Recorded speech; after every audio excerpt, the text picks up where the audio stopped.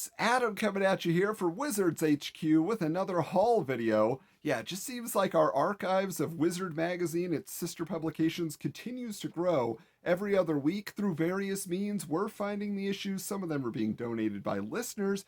We have a lot of unique stuff to share with you this time around. But let's start off here. Oh, yes, this is a Spider Man 2 special edition magazine from Wizard. Of course, this was touted at the time. If you remember the newspaper ads with the reviews, this is like the best superhero sequel of all time. Take that, Batman Returns. But this is really interesting because now we're in the wake of Spider Man No Way Home. Of course, there's the question, is Tobey Maguire going to return to the webs on a more permanent basis? Who knows? But speaking of putting on the webs in costume, there is this Stan Lee Q&A here, okay? And as you can see, Stan is posing with a Spider-Man in costume, but that's not our buddy Jerry, who we just interviewed on the Wizard Files, who was Spider-Man officially in costume for Marvel for 23 years, some sort of imposter. I mean, you can see through the eyes on the mask. No, maybe it was just a fan posing in a Halloween costume. I don't know. I just thought that was really funny to see that in the wake of Jerry's interview. But also, another spider item that has come up on the podcast of late, both brought up by guests and myself, were these. Let's see if we can get that here. I mean, you can see here that there's a whole bunch of stuff like bootlegs and all this the weirdest merchandise related to Spider-Man is what Wizard put here. But if you look at that right there, okay, so that is Spider-Man, like basically there's a fishing Spider-Man, there's an archer Spider-Man, okay? This was a weird series by Toy Biz that they put out back in the day, and just mid 2000s, you're like, what are you guys doing? You're seriously out of ideas that you have to do soccer star Spider-Man and all those things. Anyway, we'll get into that issue down the line in more detail for sure. But the next one here, like I said, this was actually a donation from a listener named Josh Stafford. Josh sent us a DM and he said, hey, I just got all these Wizard magazines. I was going through my collection here and I spotted one that we did not have just yet. I told him we were looking for it. He said, it's yours. Josh sent us the Kevin Smith special.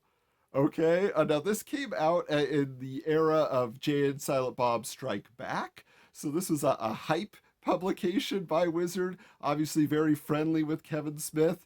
And so if you see up here, it actually says that there is a Jay and Silent Bob bumper sticker, okay? Beats your POS. Snoochie Boochie's not necessarily the catchphrase anymore there.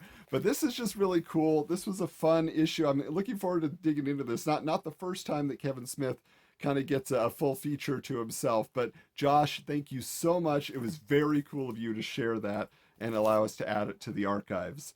All right, next here, this is what we've actually had for a little while. Just hadn't had a chance to share it with you yet, but this is the first issue of the French edition of Wizard Magazine, okay? So yeah, there you see Lara Croft, Tomb Raider on the cover there. But this is just really neat. It's a very thin magazine.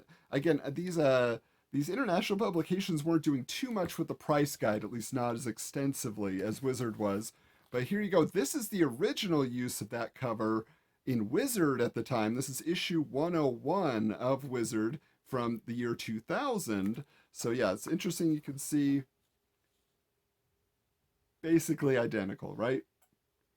Just promoting a couple different things there, but yeah, ooh la la, right? Getting a French edition. If you guys are from different countries watching these videos and you are familiar with the Wizard publication in your native language, we'd love to hear about it. I want to find out how many foreign editions there were, because we know that the English language edition was sent around to quite a few countries, but how many took the time to create their own version of Wizard? All right, next up here, this is something really special, guys. I was just cruising around for old issues the other day, and I found this. Now, that is pretty much the most unfortunate coloration. I don't even know what you call that. It's definitely poop color. I mean, that's what that is. Burnt poop? I don't know. But this is How to Collect Comics. This is a pamphlet, okay, that is, yeah, very thin. It's printed basically on newsprint.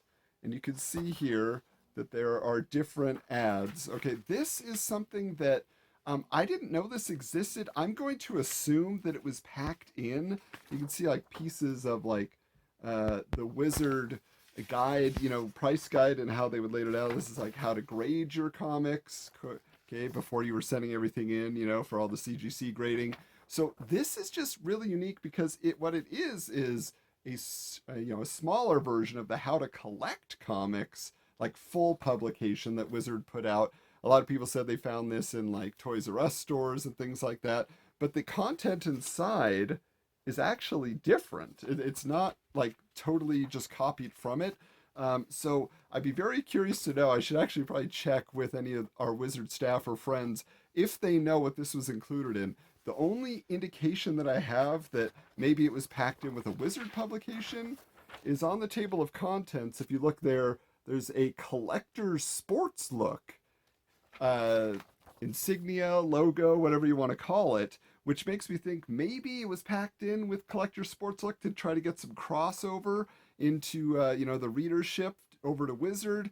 I don't know, but that was just a really unique little pamphlet that came around. Maybe it was handed out at shows. Who's to say? But yeah, again, Steve Blackwell, who is, the head designer over there, a lot of times he sees this artwork, and I'm sure he would look at that and say, what was that? What was that color? You can't even read the words. All right. Last, but certainly not least, this is another item I could not believe existed, semi-related to sports and having a crossover there. This is a special edition Wizard magazine, okay? And as you can see here, it was part of the All-Star Fan Fest for the San Diego Padres. This was in 1992. If you look up here, okay, August 1992, you'll also notice it says free, special non-sports card collect price guide inside, okay? So yeah, so it's very small, guys. There are only a few pages here. You have a little bit from Stephen Seamus, who was in charge of the cards in the early days. You have some price guides here, okay, again, ripped from those early days of Wizard magazine. And then there's like an advertisement for the current issue of Wizard and the Comic-Con special that was coming out that year. So it just seemed like they were hitting up, San Diego in a big way. The guy that I bought this from, I actually asked him, I said, were you the original owner? He said, I'm not, but I've been to a lot of fan fest and convention type events, and he said they probably just handed this out. Like this was just a giveaway. Wizard was trying to get their name out there. I also wonder, because it's San Diego, because it's a Wildcats cover, Jim Lee's Homage Studios and Wildstorm and all that was based out of San Diego. So, or, that adjacent area, La Jolla. So it's very possible that this was, something Jim Lee had a hand in. Possibly. The other thing I'll just mention is, so here's the original cover. And when I was looking at it at first, I was just like, is it just a weird issue of Wizard with the sticker on it? But no, look how thick this is. This is a full issue. And then you add this and it's barely noticeable. I mean, you could definitely just slip that under a door frame. So anyway, let me try to get a double shot for you here.